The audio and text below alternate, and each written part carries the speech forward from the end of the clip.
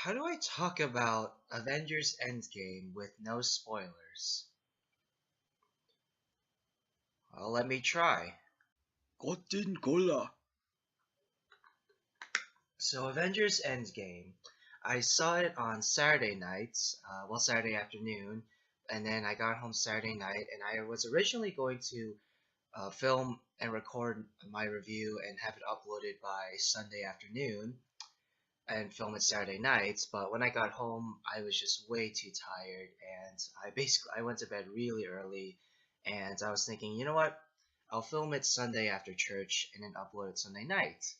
But then Sunday, I stayed at church. I had to stay at church a little longer, and then the rest of the day, just things kept happening. So here I am, Monday, filming and uploading on the same day my non-spoiler review of Avengers Endgame, even though it's been out for 3 days and pretty much everyone else on the internet has already uploaded their non-spoiler and some of them spoiler reviews. And originally I was going to do just one review covering both my spoiler-free thoughts and then I would pause a bit and then reveal my spoiler-filled thoughts. But I'm filming two separate videos just in case any of you who watch me are want to hear my thoughts on the movie but haven't seen the movie yet and want to see it. So here are my spoiler-free thoughts on Avengers Endgame. Now, I don't want to tell you guys what the plot is about because the trailers they actually, Disney and Marvel did a really good job of hiding exactly what this movie is about. So instead of telling you what the movie's about, I'm just going to tell you what I felt during this movie. I felt anxiety, I felt happiness, I felt excitement, I was sad, I was scared. Not like horror movie scared, but I can't go into anything more specific without spoiling anything. But basically, I felt all the emotions. I really enjoyed this movie. I thought that the story was surprising and it was really good. There were a few moments here and there that I was kind of predicting. Without getting into spoilers, how the movie opened and how the movie ended, I kind of predicted that that would happen. A lot of people's theories were wrong, but quite a few of my theories were right. Not trying to brag here, but I'm just saying. And yeah, in terms of technical, the directing, writing, visuals, basically everything technical was really good. Robert Downey Jr.'s performance. This is his best performance that I've seen from him since Sherlock Holmes, even Tropic Thunder, and you guys probably have never even heard of this movie, but in the 90s, there was a movie about Charlie Chaplin where Downey Jr. played Charlie Chaplin, and he was really good in that. But yeah, he was really good, and some people are saying that he should get an Oscar nomination.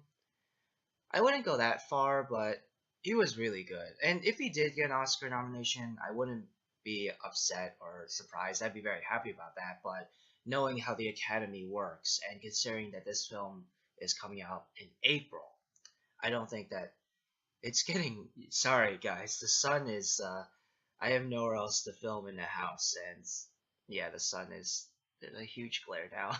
Um, but yeah, about Downey Jr., I don't think he'll get nominated, but if he does get nominated, good for him. But yeah, the acting from everybody was really good. There were a few lines of dialogue here and there that could have been better. They weren't bad, and a few performances that weren't bad but just could have been a bit better. I don't really know what else to say without spoiling anything, so I guess one more thing I could say about this movie without spoiling anything is the feeling of finality.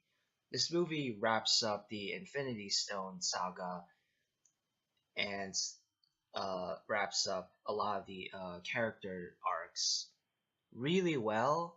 Surprisingly well, not I guess not surprisingly well because Marvel has been on a pretty good track record lately in terms of how it handles its characters. But yeah, this movie, if they made no other Marvel movies. If Spider-Man Far From Home wasn't coming out in July, if Black Panther 2, Doctor Strange 2, Guardians of the Galaxy 3 were not coming out, then I would be satisfied. I would be satisfied. If this was the last movie that Disney Marvel was ever going to make, ever or for a while, then I would be fine with that. But obviously, Disney Marvel is going to continue with both all these new movies like Doctor Strange 2 and Shang-Chi. I think that's what that hero's called, and Eternals, directed by Chloe Zhao, who directed The Rider, which was my third favorite film of 2018. So I'm really excited for that. And also a bunch of shows on Disney Plus like WandaVision and Falcon and Winter Soldier and the Loki show. That's what they should call it, the Loki show. No, I think that's what they should call that. But anyways, so yeah, I honestly don't know though what the future of Marvel will be, but that's really not a bad thing. I like being surprised, and even though I love the Marvel movies, one issue that I have with the movies overall is that they don't really surprise me. But this movie did. In some ways it didn't, but where it didn't, certain scenes happened exactly how I wanted them to happen, but it was what I wanted. And if it had happened any other way, I would have been dissatisfied. So I'm happy about that. But where they surprised me, they really surprised me, and everyone in the theater, everyone's just like, so yeah, I've been ever since I saw the movie, I've been struggling as to what rating I would give this movie. I wasn't sure whether to give this movie a 9 or a 9.5. It's not a 10 because it's not perfect. There are some issues, a few plot holes and conveniences, but it's definitely not lower than a 9 because I love this movie. It's a lot of people are saying that Infinity War is better. Personally, I liked Endgame more than Infinity War, but just about like this much though. 9.5 out of 10. This was a fantastic movie, and watching this movie just it made it worth it these past 10 years because I watched the first Iron Man in summer of 2009 in the basement of my old home with my mom and dad. And I just remember being so in awe of that movie and loving that movie. And I vividly remember my dad, when the credits were rolling, my dad went upstairs, but my mom and I were still talking. We were talking about how great the movie was. I believe she had seen it before, but this was my first time.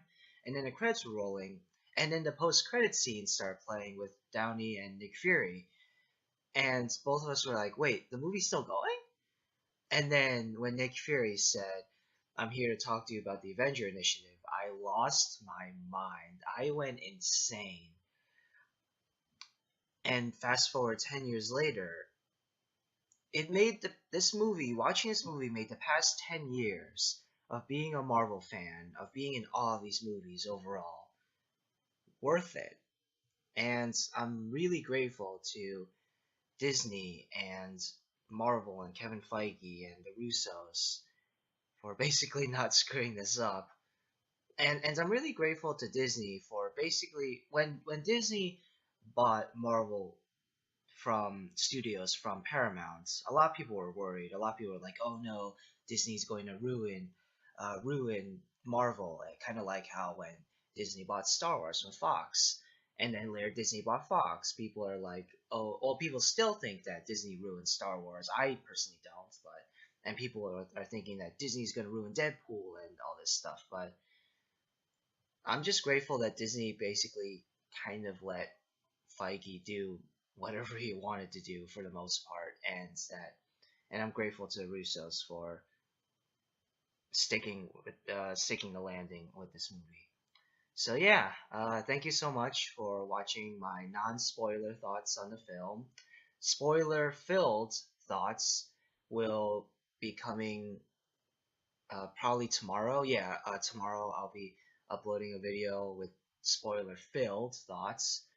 And later on in the week, either on Friday or Saturday night, I'll be uploading I already made a ranking of my MCU films, but a few of the films prior to Endgame I have rewatched to prepare for Endgame, and also my thoughts have changed on certain films in the MCU, and also that's the garbage truck outside. I don't know if you guys could hear, but that's the garbage truck outside, and it's really annoying. If you guys didn't hear and I just pointed it out and you're confused, I'm sorry about that.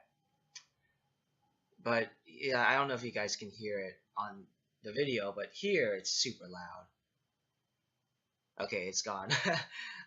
So yeah, and also my last ranking video, Captain Marvel and Endgame and Ant-Man and the Wasp were not part of that video, so I have to make a whole new ranking video, and I'll be uploading that Friday or Saturday night.